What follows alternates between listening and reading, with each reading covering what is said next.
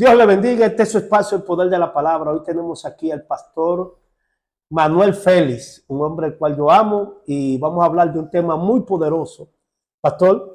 Muy buena, Dios te bendiga. Amén, pastor. ¿Qué tema hoy traemos en el día de hoy? Bueno, nos pusimos de acuerdo inicialmente para hablar sobre las controversias frente a lo que es el crecimiento y desarrollo de la iglesia en la República Dominicana. ¿Cuáles son los problemas? ¿Cuáles son las limitantes? ¿Cuáles son las dificultades que la iglesia está teniendo frente a todo lo que tiene que ver la institucionalidad? O sea, dentro del estamento en la cual tenemos que regularnos y tenemos que actuar en esta nación. Entonces, es decir, que actualmente hay una controversia en la situación de la iglesia. Bueno, verlo desde el punto de vista de en cuanto al crecimiento. Sí, mira, desde el punto de vista claro, porque si yo tengo un estamento legal que me está a mí limitando y me está reduciendo a que yo me institucionalice y que yo forme parte de querer estar frente al régimen legal, entonces hay una limitación. Si todo lo que tiene que ver, esto es una forma introductoria, porque esto hay que desarrollarlo al paso. ¿Me entiendes? Y lamentablemente la jurisprudencia dominicana ahora mismo frente a lo que es este asunto está limitando este desarrollo y crecimiento. Es decir, que usted está hablando que además hay un grupito eclesiástico que son los únicos que pueden, que se están desarrollando en su tema. No necesariamente, fíjate, la Iglesia República Dominicana en el año 2018, el CODUE, que es la unidad evangélica, dirigido en ese entonces por Fidel Lorenzo, emitió en un documento que la iglesia estaba ya prácticamente en 18,000 iglesias en República Dominicana. Hoy en día somos 19,000 iglesias. Ahora, de ese número de iglesias, más del 55% son iglesias independientes. Los otros son concilios y otro tipo de iglesias. Ahora, los concilios ya hoy forman parte de la minoría. Pero un concilio cuando se registra, ya todo lo que sale de ahí como extensión está registrado. Ahora, el problema está dentro de las iglesias independientes, la limitación que estamos teniendo hoy en día de 2 años y medio para acá. ¿Y de dónde surge esa limitación? Bueno, primeramente, todo lo que tiene que ver para oficializar el régimen de derecho de las iglesias. Lamentablemente, el proceso que antes se registraba en 1 mes y medio, hoy se lleva hasta 1 año. Dios mío. 1 año. Entonces, actualmente las iglesias independientes no tienen el aval actualmente del Estado. Mira, los abogados que se ocupan de hacer ese tipo de registro cobraban tradicionalmente 20,000, 25, 30,000, 40,000. Hoy está por encima de 100,000 y 120,000. Entonces, se ha convertido en un negocio. Y hay muchos que ni lo están haciendo. No, no es asunto de negocio. Es asunto, parece ser, de una orden desde fuera de las Naciones Unidas, porque no puede ser otra cosa, que el gobierno haya limitado esa funcionalidad en estos tiempos, donde el registro, como te dije, que se hacía en 1 año y medio y ahora lo tenemos hasta en 1 año.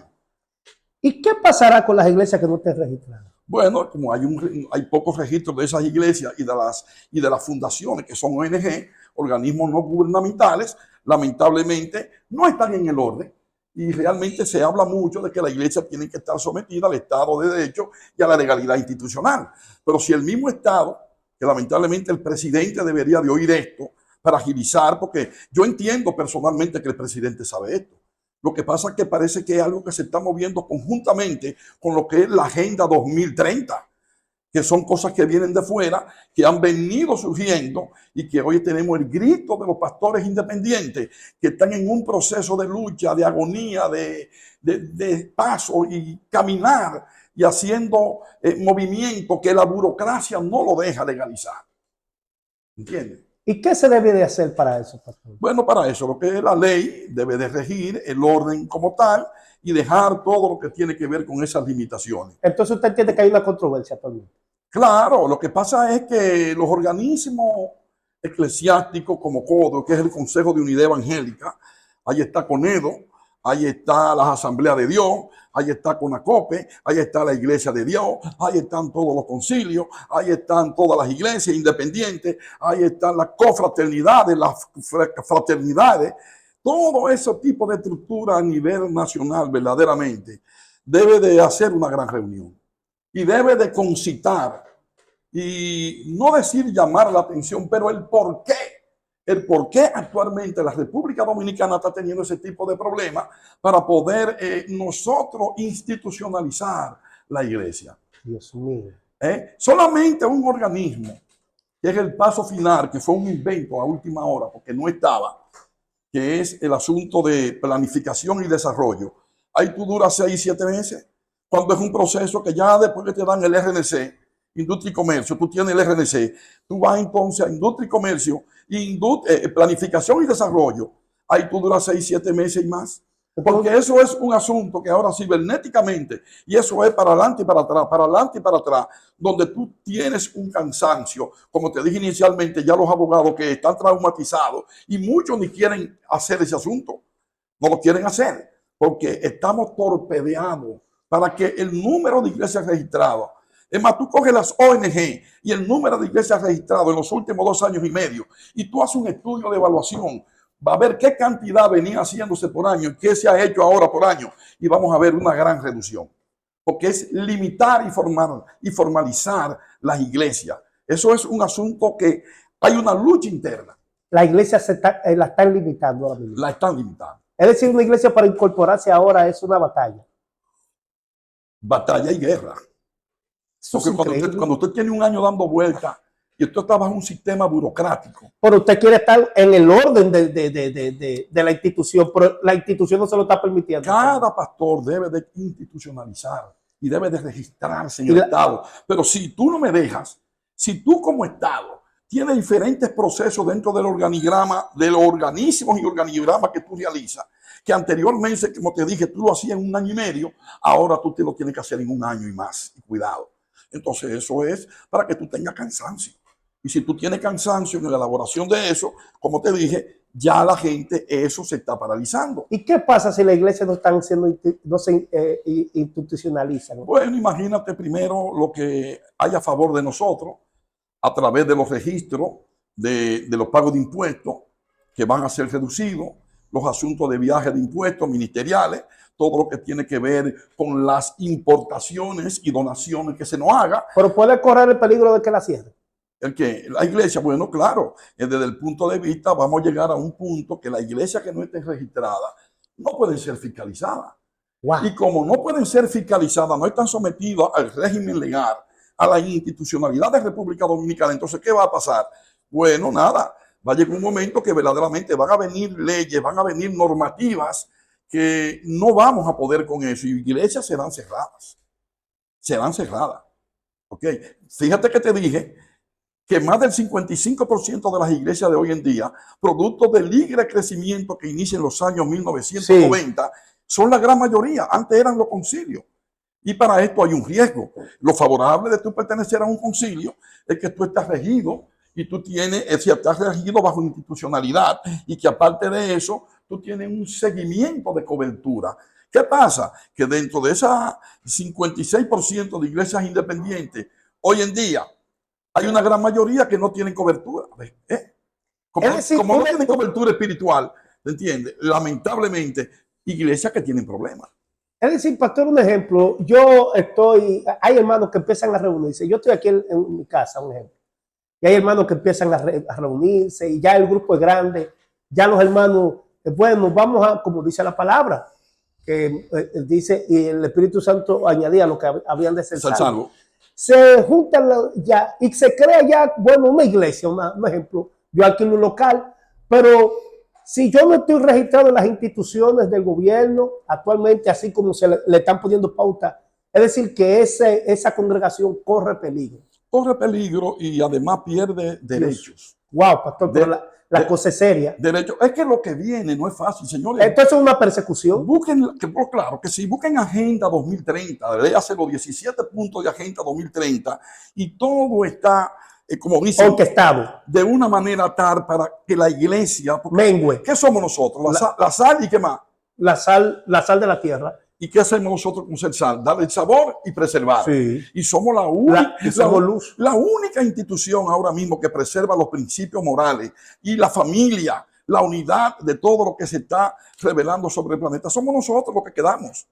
¿Y por qué usted cree que debemos de tirarle tanto a los pastores, a los ministros, a los ministerios y a todos y destruir esa sociedad? Porque lo último que tiene el mundo como elemento formativo. Y el objetivo moral, es que la iglesia esté encerrada y no pueda ser la voz del mundo. Claro, y desmoralizarla. Esto es una agenda satánica. Claro que sí.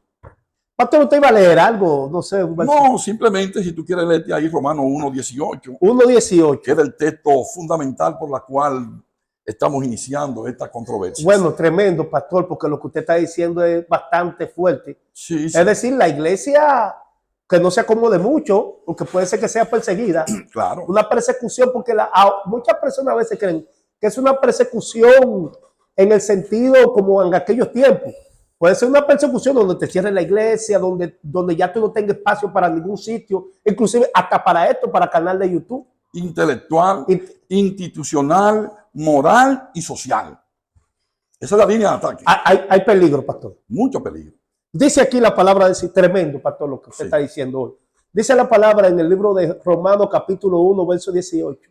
Porque la ira de Dios se revela desde el cielo contra toda impiedad e injusticia de los hombres que detienen con injusticia la verdad. La verdad. La verdad. ¿Usted entiende que en estos tiempos eso es lo que está pasando? Eso es lo que está pasando. Lamentablemente. Por eso se está coartando ahora. Claro, porque es que hay una lucha entre el bien y el mal. Y eso no quiere decir que si tú formas parte del bien, porque estamos en Cristo Jesús, nosotros somos pecadores. Amén. Yo tengo que venir todos los días a los pies del Señor Jesucristo. ¿Por qué? Porque de algo le estoy faltando. Pero hay una gran diferencia, que es el Espíritu Santo quien nos santifica. Recuérdate que la función del Padre es la creación, la función del Hijo es la salvación, la función del Espíritu Santo es la santificación. Y la santificación entonces es un proceso como progresivo, porque el alma de nosotros, que es la psiqui, nuestra mente, es el alojamiento de la parte volitiva, cognitiva, intelectiva, cognitiva. Y donde vienen los ataques. Claro, por eso en el libro de Corintios, capítulo 5, segunda de Corintios, capítulo 5, la Biblia dice bien claro que si alguno está en Cristo, nueva criatura es. Es aquí las cosas viejas pasaron y todas son hechas nuevas. Cuando tú y yo vinimos a Cristo, el Señor inmediatamente impone el Espíritu Santo en nuestras vidas y comienza un proceso de santificación. Ahora, la función de la iglesia, ¿cuál es? La proclamación de las buenas nuevas del Evangelio. Entonces, ahí es que está la lucha. Ahí hay una batalla. Ahora, la iglesia tiene una lucha con el sistema. Claro. El sistema está buscando la forma de cómo aplastar la iglesia. Claro. Porque es una agenda diabólica. Claro.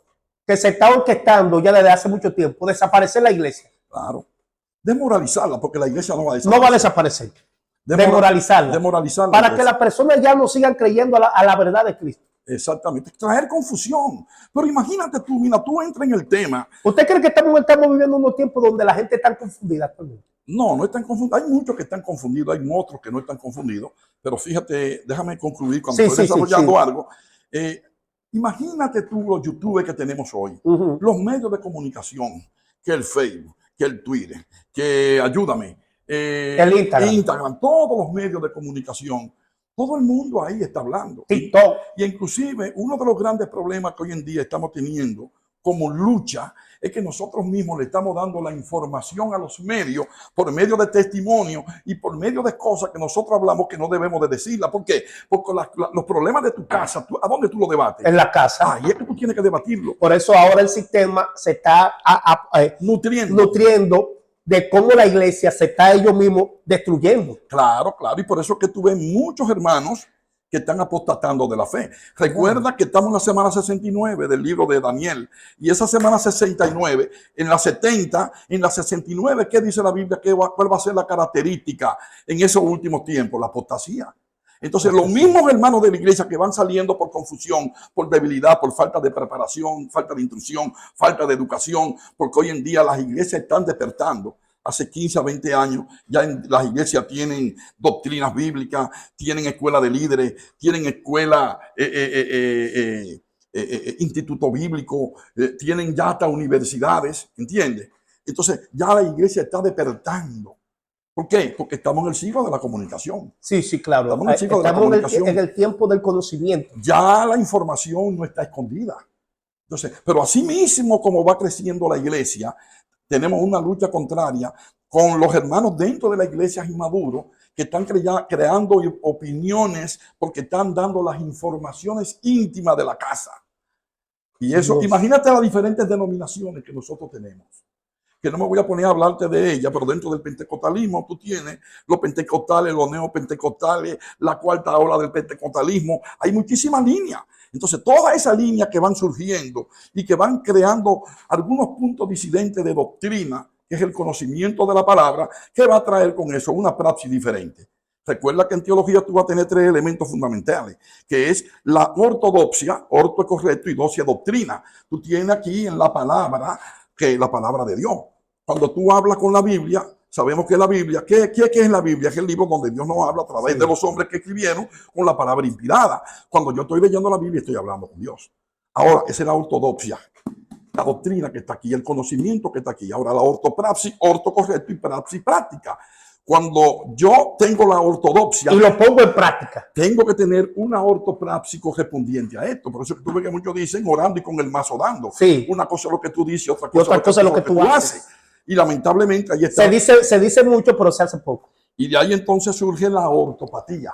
Orto correcto y patías, emociones y sentimientos. Cuando tu ortopatía, tus emociones y tus sentimientos no están correspondidos con la ortopraxis, con la ortodoxia, perdón, tú no vas a tener una ortopraxis que es de acuerdo como dice la Biblia, porque vas a comenzar a meter los dogmas, los ritos, la imposición de hombres, los legalismos, el esfuerzo que hace un hombre para alcanzar a Dios. Esto está incluido todo el concepto religioso.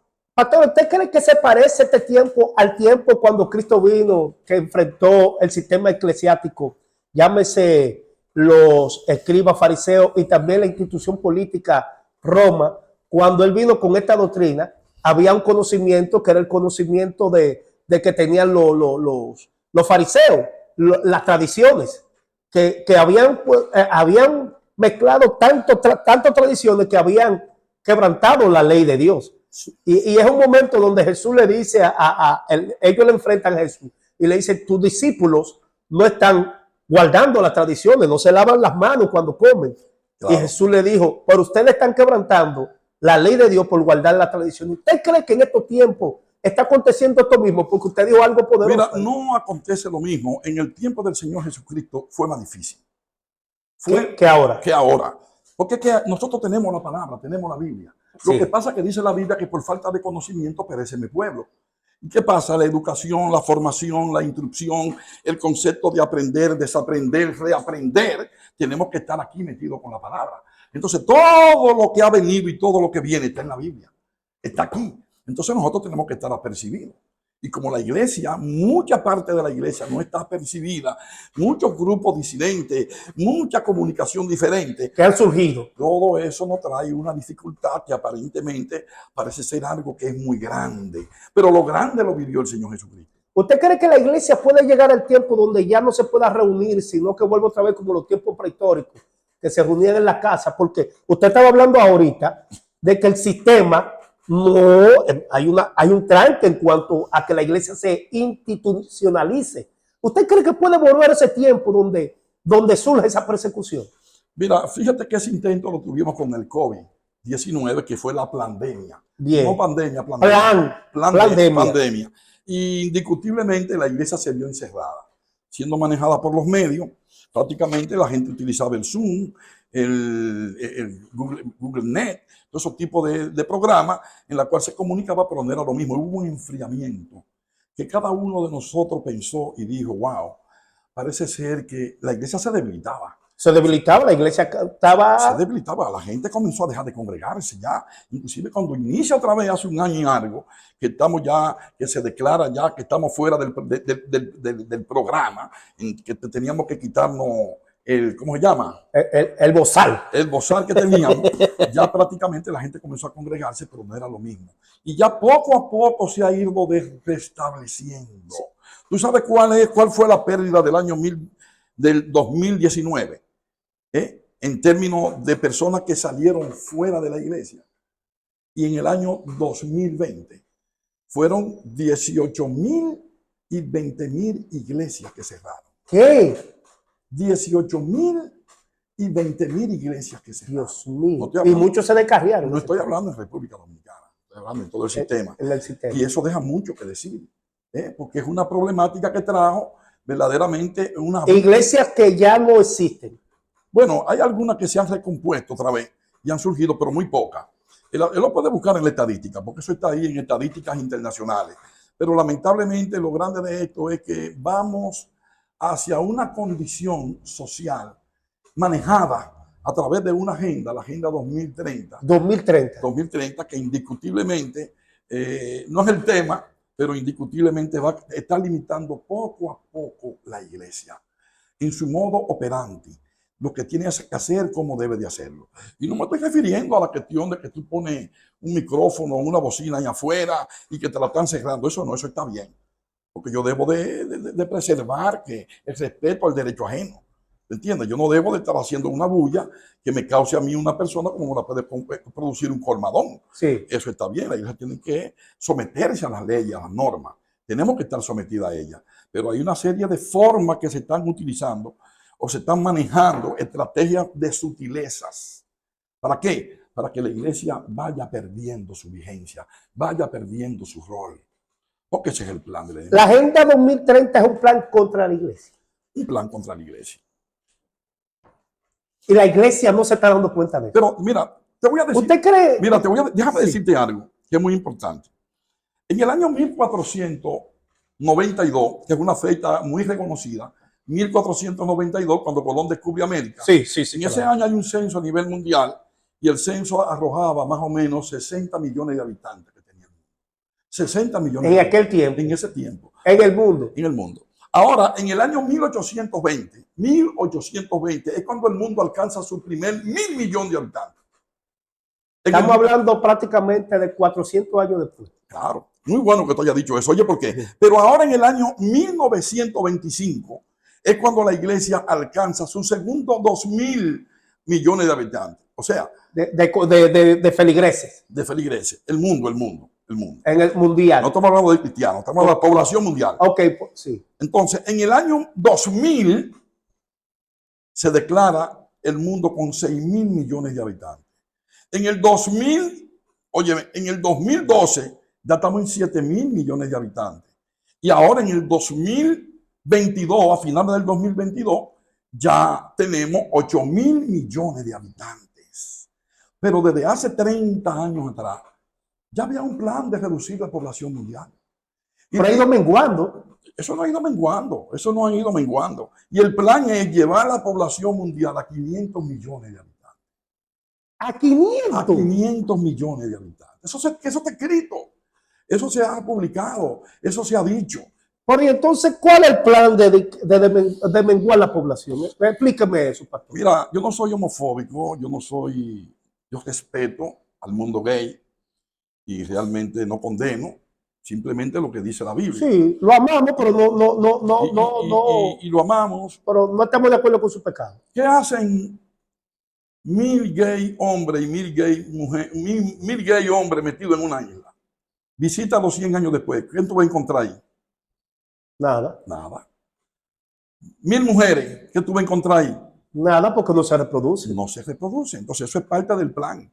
Parte del plan de la agenda. Por eso es que está eso, dándole tanta promoción a la agenda. Claro, cuando tú ves la descomposición social que en los años 80, mediados, comienza el asunto de los aretes de los hombres, que Hollywood mete toda esa línea con artistas muy especiales, un joven que lo veía, se caratá, no, pero eso no es nada. Y comienza el asunto de los piercing, y comienza el asunto de los pantalones bajados, de la cárcel, y una serie de cosas que va desensibilizando y va desculturizando las naciones y al hombre. Entonces, ¿cuál es el plan de todo eso?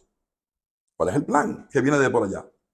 Asócialo. Ese es el plan de ir reduciendo la población mundial. Pero usted dio un número ahorita que el plan era llegar hasta 500 millones de... 500 millones de habitantes. No es una información mía, es una información que está escrita y que está en los documentos ya que han salido hacia afuera, verificable desde hace años. Entonces, si quieren llegar a los 500 millones, entonces, ¿por qué quieren reducir la población? Porque ¿cómo llegamos a esos 500 millones? Reduciendo la población. ¿Cómo que por qué quieren reducir la población? La población la quieren reducir porque todo lo que tiene que ver con los recursos naturales y todo lo que tiene que ver con el medio ambiente, nosotros hemos ido agotando. Pero estamos hablando, pastor, porque estamos hablando de que somos casi 8.000 millones de habitantes. Pero déjame llevarlo a 500 millones, eso es prácticamente destruir el planeta. Déjame decirte, yo te dije a ti ahorita, en el 1925 el mundo tenía 2.000 millones de habitantes. Mira ahora 8.000 millones de habitantes. Imagínate cada habitante consumiendo papel de sanitario, consumiendo agua, luz, ropa, Wow. consumiendo comida, consumiendo alimentos. ¿Por qué tú crees que se habla hoy de seguridad alimentaria, seguridad energética, seguridad de esto, seguridad de lo otro? Porque cada día más que la población crece, todo lo que tiene que ver con el manejo de los recursos naturales y medio ambiente, ¿qué va a ocurrir? No hay capacidad. Entonces, Se está perdiendo la capacidad. Tú sabes ahora mismo qué está emitiendo el mundo. El mundo entero está emitiendo, en términos de carbono, emisión de carbono hacia la atmósfera, un 44% de parte por millón. Estamos hablando por encima de 45.000 millones de toneladas de CO2 por año. Eso es escandaloso. Mira, el 20% de la contaminación mundial lo producen los Estados Unidos. Y casi el 30% lo está produciendo China. Entre los dos están produciendo 50%. el 50% de todo lo que tiene que ver con la contaminación ambiental mundial. ¿Sabes más o menos en qué orden andamos nosotros, la República Dominicana? En 0.00025%. Nada, una tasa. Sin embargo, estamos recibiendo los efectos de esa contaminación. Claro, el mundo. El mundo. El mundo, todo lo que estamos viviendo es eso. Cuando tú hablas de someterte al régimen, de controlar todo lo que son esas emisiones y toda esa contaminación, ¿cuáles son los países que más han dado problemas para eso? China y Estados Unidos. China y Estados Unidos. Las dos potencias actualmente. Las dos potencias, porque tú sabes que a mayor desarrollo, tú vas a tener mayor contaminación. A mayor desarrollo, tú vas a tener mayor Por eso que ha contaminación. surgido todas estas cuestiones de la inteligencia artificial y de ahora de la mano de obra que sean robots y todas esas cuestiones, porque ese es el objetivo. Bueno, lo que pasa es que eso es parte del plan de la agenda, que es el transhumanismo. El transhumanismo. Y el transhumanismo no es más unir todo lo que es la sistematización del uso de la tecnología cibernética para sustituir todo lo que tiene que ver con el quehacer humano. ¿Entiendes? Pero la Tierra está en peligro, pastor. No, pero muy en peligro. Muy en peligro. Hace tiempo. Ahora vamos a hacer un punto ahora espiritual, porque lo que usted ha traído ha sido demasiado fuerte. ¿Usted cree que estamos en los tiempos donde la palabra de Dios habla, el libro de Apocalipsis, los tiempos apocalípticos, viendo el panorama y lo que usted está diciendo con respecto al cumplimiento de la Biblia? Claro que sí. ¿Usted cree que la iglesia debe de unirse y prepararse para el tiempo que viene ahora? Bueno, es que la iglesia... Porque usted hablaba ahorita, escúchame ahorita, usted hablaba de lo que está pasando ahora, que las iglesias no la están institucionalizando. Claro. Hay una situación con la iglesia que se va a crear un caos. Claro. ¿Usted cree que la iglesia, en vez de estar tirando los trapitos de que son de la casa, a las informaciones, decir, que la iglesia se una como dice la palabra, como un cuerpo? Sí. Mira, te voy a hablar de un plan sencillo y después me voy a meter ahí. Sí. En el año 1970, la iglesia tradicional hace un sínodo en América, que es en México, Puebla, 1970, producto de que del crecimiento que estaba surgiendo en América del Sur, América Central y toda esta parte y América del Norte. Los cristianos estaban creciendo a una velocidad por encima, astronómicamente hablando, que eso era incomparable. Hicieron esa reunión en Puebla en el año 1970. Lo que le llaman un avivamiento. Exactamente, 1970. ¿Y para qué salió como resultado de esa reunión del año 1970? Que la iglesia tradicional tenía que tomar los medios de comunicación, tenía que tomar la televisión, la radio, tenía que tomar las escuelas, tenía que tomar las universidades. Fíjate las universidades que surgieron aquí a partir de cuando comenzaron a surgir, de esa línea. Sí. ¿Por qué? Porque había que crear lo que se llama emulación espiritual. Wow.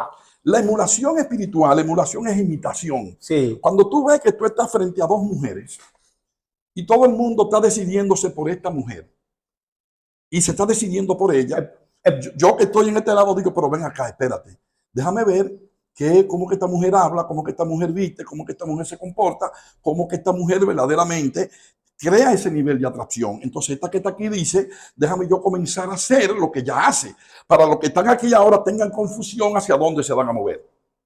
Eso ocurre en los años 1970, desde muy temprano. Pero a partir de ahí, del año 1970, lamentablemente para América, a través del censo, desaparece la hoja censal, desaparece el tema religioso. ¿Y por qué? Pues ahí vamos, porque desde el año 1970, dos puntos en un plano, ¿qué es lo que determina? Una recta. Sí. Y si tú nada más tienes un punto, tú no tienes nada. Entonces, porque todo estaba inclinado hacia un punto. En el año 1970 es donde tenemos la última información religiosa de cuántos somos. A partir de ahí, 80, 90, 2000, 2010, 2000, lo que viene. 50 años fuera de una información donde tú tienes un punto y no tienes otro. Entonces tú lo que vas es a especular. Especular es decir cuántos somos, porque especular. Ahora, la iglesia evangélica ha traído organismos, hay instituciones que han venido a hacer censo de cuántos somos, pero verdaderamente no es institucional, porque el organismo institucional para eso, ¿quién es? Es la Oficina Nacional de Planificación. Dios, pastor. Exactamente. Una de las cosas que debemos de llamar a todo lo que yo te mencioné ahorita, como estructura de la iglesia en República Dominicana, es pedirle al Estado Dominicano, pedirle al presidente de la República, el por qué en la hoja censal tenemos eso, que no es cierto. Mira, yo hago un trabajo de investigación que lo estoy terminando en términos de lo que es de crecimiento de las dos líneas. Pero en el almanaque mundial tú te encuentras con informaciones que aquí lo tenemos desde el año 1954. Existía anteriormente, pero ya al español a partir del año 1954, que estaba en Nueva York, luego pasa a Miami, pero en los últimos años, ¿a dónde pasa? A México. Fíjate que te estoy mencionando a México fuera del año 1970. Sí. Pasa a México. Y México es quien elabora el almanaque mundial, atiende, y toda la información poblacional está maquillada. ¿Sabes lo que es maquillada? Un paño con pato. Que yo pongo ahí lo que yo quiero. Lo que yo considere para yo qué. Para yo alterar y yo confabularme con informaciones falsas y transmitirte cosas que no son. Mira dónde viene el asunto. 1970 marca esa diferencia, donde tenemos 50 años en información. Cuando hago el trabajo, tengo más o menos como 5 hoyos en el trabajo, que no lo tengo. Fui aquí al Archivo Nacional de la Nación, no lo encontré. Fui a la Oficina Nacional de Estadística, no lo encontré.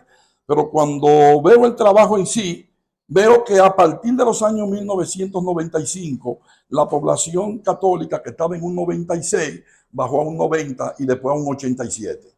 Pues en los últimos años ahora la información ha subido. La Iglesia Católica aparece en el almanaque con un 95% de la población. Eso es una gran mentira. Eso es algo inducido, manejado, artificial. ¿Entiendes? Porque eso forma parte de un sistema. Es no tener la hoja censal y ni hablar del censo actual, porque el censo actual ni lo mencionan. Porque aquí la gente, los profesionales y el pueblo no saben lo que es una URP. Las URP son las unidades de recursos para la planificación. Un censo, la información censal me sirve a mí como ingeniero agrónomo, como ingeniero civil, como biólogo, como cualquier médico, para la parte administrativa, para la parte agronómica, para todo el área de la ciencia, para poder hacer su trabajo de investigación, inferir y hacer cosas con precisiones, pero no la tenemos. No la tenemos. Además, aquí se hace un censo y 2 años después todavía no tenemos la información. No. ¿Sabes qué? Tú vas a Estados Unidos, mira, cerca que está de nosotros Puerto Rico. Puerto Rico hace un censo y no pasan 3 meses y la información está afuera. Porque todo es una manipulación. Una manipulación. Hablando ahora en el sentido espiritual. Bueno, léete el versículo que estamos, Romanos 1:18. Porque también detienen. Usted, con respecto, la iglesia tiene que percibirse y prepararse con respecto a este tiempo y no entrar en el... Bueno, lo que pasa es que nosotros no estamos llamados para crear conflicto. No estamos llamados para crear conflicto. No, pero estamos llamados para predicar la verdad. Sí, pero para llevar paz y llevar tranquilidad. Cuando tú no puedes contra el sistema, ¿qué es lo que tú haces? Orar e interceder.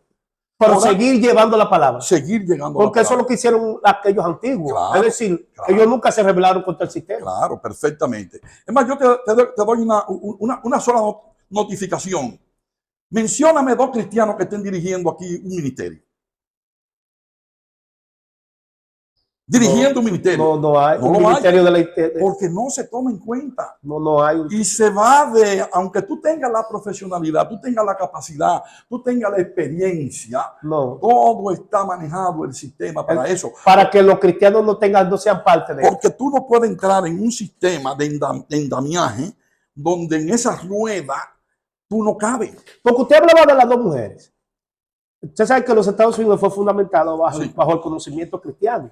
Claro, Y inclusive en ese tiempo lo que predominaba mucho eran los puritanos. claro. Y eso era una inclinación hacia Dios tremendo, donde usted hablaba de las dos mujeres, la moral. Sí. Y todo el mundo iba por esa parte moral, inclusive sus leyes, sus instituciones, que ellos cumplen al régimen sus leyes, vinieron por base cristiana. Claro. Toda esa cuestión, inclusive cuando se juramenta un presidente, se juramente bajo juramento de la Biblia, del cristianismo. Pero sin embargo, vemos cómo las cosas han cambiado. Han quitado el punto de la moral y han dejado entonces este punto del libertinaje. Y ahora todo el mundo va hacia lo que antes era bueno, ahora lo llaman malo.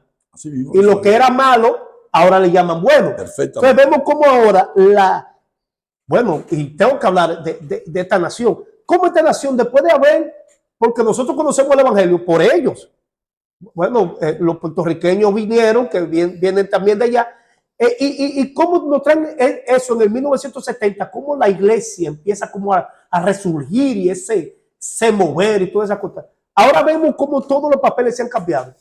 Mira. De tal manera que ahora esa nación que estaba dentro del régimen cristiano, ahora la vemos como una ramera. Mira, tú coges Compendio de la Biblia por Henry Allen, Sí. es un libro de la Casa Bautista de Publicación, Este tema ha sido muy bueno. y tú pastor. coges ese libro y te va al final a su resumen y te va a encontrar que en los países donde ocurrió reforma protestante, hace 40 años, eran los países con mayor desarrollo, desde el punto de vista económico, social, moral y económico y educacional. Lo puedes buscar. Es que el evangelio es lo que trae. Y eso exactamente.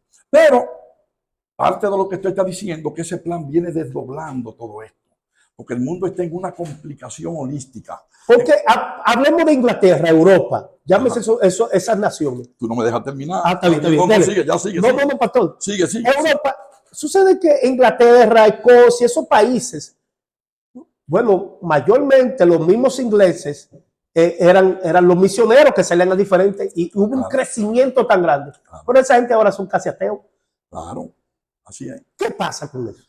Bueno, usted hablaba del desarrollo. Sí. El cristianismo está en desarrollo.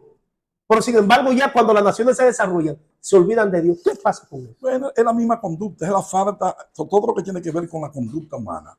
En medio de que tú tienes todo suplido, como dicen, lo tiene todo completo, tiene un buen trabajo, tiene el carro, tiene la casa, tiene esto, tiene lo otro. Por eso es que tú ves que el mayor índice de suicidio está en esos países. Sí. No están en estos países con estos problemas. Entonces, ¿qué pasa? A medida que tú tienes todas tus necesidades cubiertas, tú te vas haciendo más autosuficiente. Ay, Dios mío. Y la autosuficiencia, que está ligado a una doctrina del materialismo dialéctico, el materialismo dialéctico lo que te dice, yo soy lo que soy por mi capacidad, por mi esfuerzo, por mi logro, por mi lucha. No porque hay un ser superior que intervenga en mí y me haga a mí hacer lo que yo debo de alcanzar. Pone a Dios, va dejando a Dios a un lado porque él se siente en la capacidad. ¿Cómo se vuelve el hombre en esas condiciones? Ahí está el ego, arrogante, el yo, la megalomanía, el egocentrismo, la egolatría, el delirio de grandeza, la soberbia. Eso es lo que desarrolla, porque ya no depende de Dios, está dependiendo de su capacidad. Y como está dependiendo de su capacidad, ya él está necesitando cada vez más a Dios. Salomón que dijo, dame lo necesario, no me dé más de ahí para que yo no te niegue. Y no me dé Agul lo dijo en el libro de Proverbios capítulo 3. Exactamente. Entonces, ¿por qué? Porque él quería... No me dé riqueza que te pueda negar, pero tampoco me dé pobreza que te pueda maldecir. Exactamente. Dame el pan necesario. Entonces, exactamente, ¿qué fue lo que nos prometió Dios a nosotros? El reino de los cielos. Sí, pero prometió como cosa física fue el vestido, el techo y el sustento. Y la comida. Sí. Abrigo y sustento, estamos contentos. Eso es lo que Dios nos prometió y todas las demás cosas vendrán por añadidura. Pero lamentablemente nosotros somos los que vamos metiéndole cosas. Y ahí viene la gran diferencia. Por eso los países que estaban mayormente desarrollados, que eran cristianos, exactamente, con fundamento en su constitución cristiana, hoy en día son los que se han ido alejando y se han ido apartando, porque cambiaron la gloria de Dios por la gloria de los hombres. Dios eterno, pastor. Sí, sí. Lo leo otra vez. Léalo, léalo. Dice, porque la ira de Dios se revela desde el cielo contra toda impiedad e injusticia de los hombres que detienen con injusticia la verdad.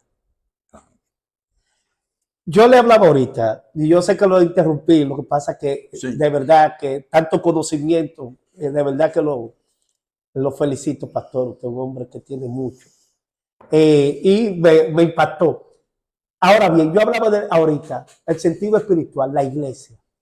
Yo le hablaba de que si estamos viviendo los últimos tiempos de lo que dice el libro de Apocalipsis, y qué está pasando hoy en día, y qué debemos de hacer nosotros como cristianos. Bueno, fíjate, cada quien está perteneciendo a una denominación. El hecho de que pertenezcamos a una denominación cristiana, tenemos una base de doctrina. Y el hecho de que tú difieras conmigo en algunos puntos doctrinales, porque dentro de los mismos movimientos tenemos escuelas encontradas.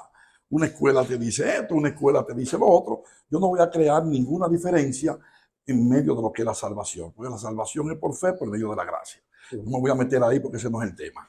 Entonces hay mucha gente que por cualquier cosita ya están creando una polémica y una controversia para prácticamente hacer una polarización con ese hermano.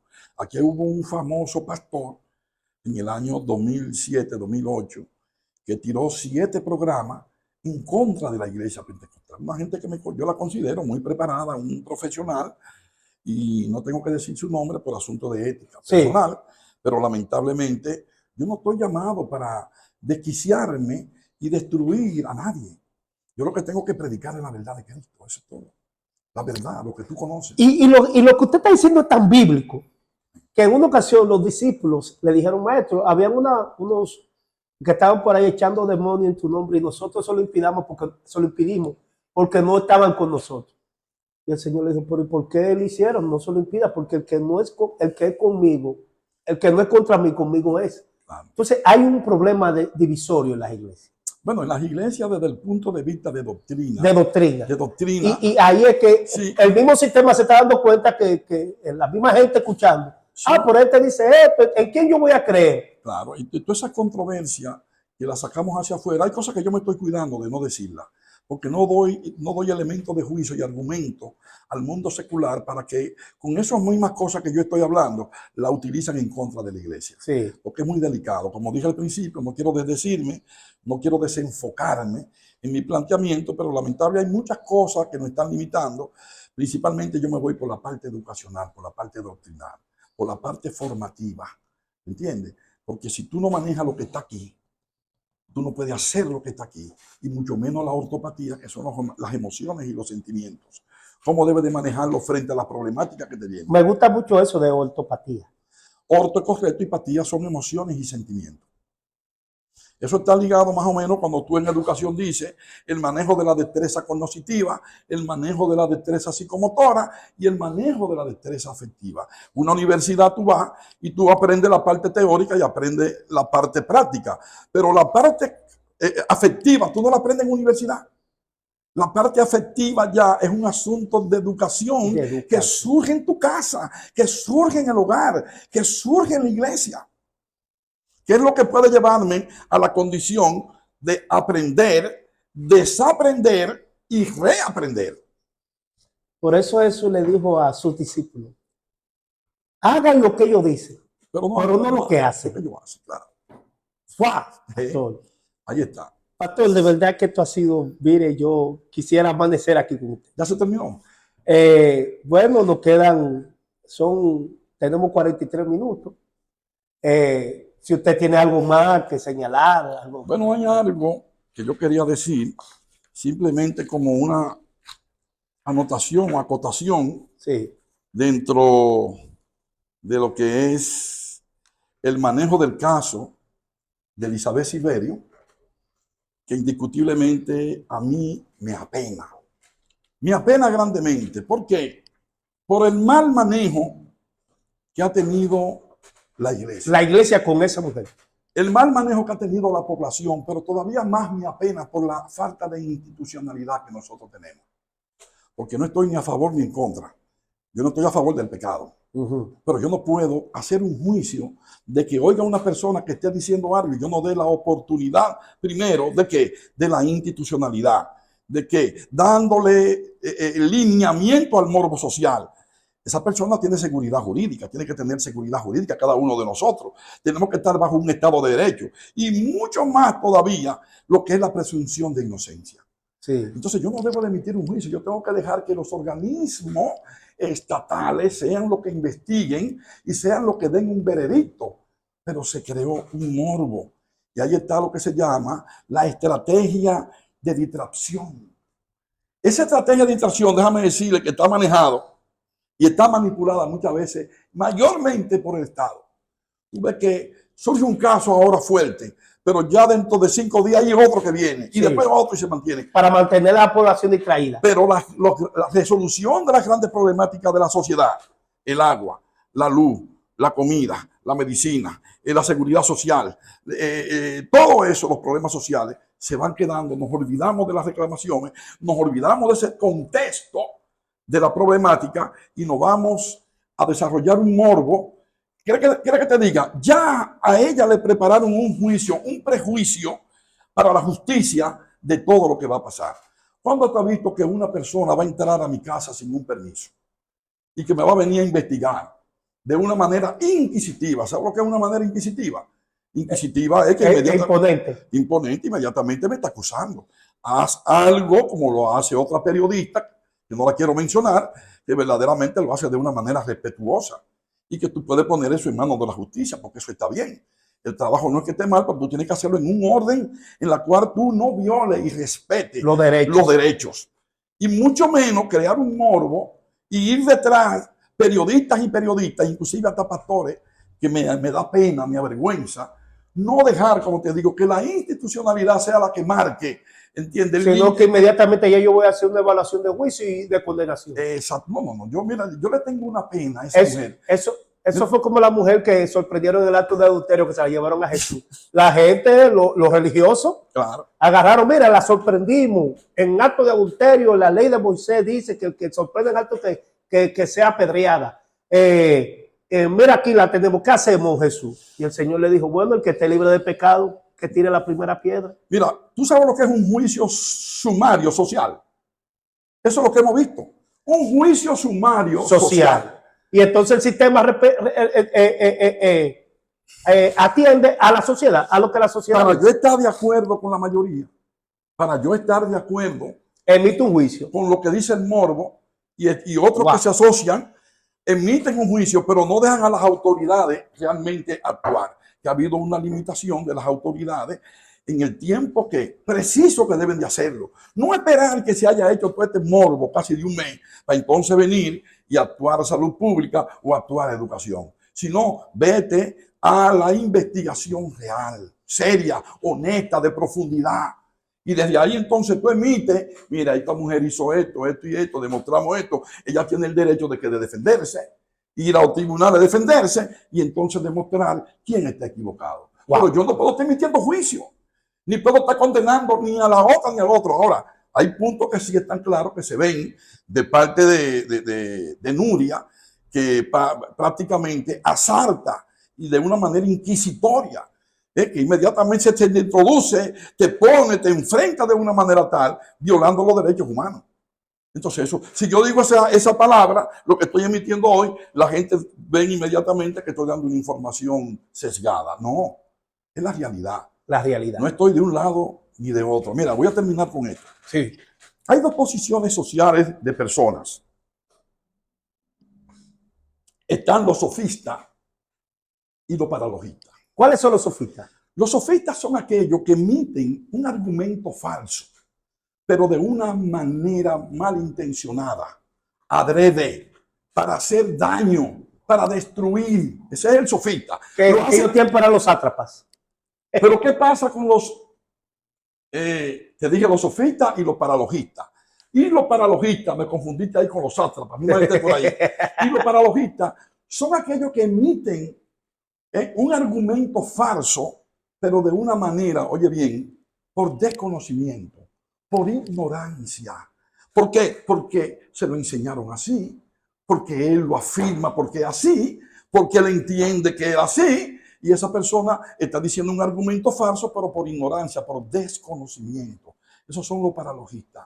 Y para eso entonces tú tienes que entrar en una evaluación sistemática de razonamiento, porque Dios nos puso el conocimiento, nos puso la sabiduría, La nos razón. puso el Espíritu Santo, para que todo eso tiene un proceso legal de cómo ventilarse.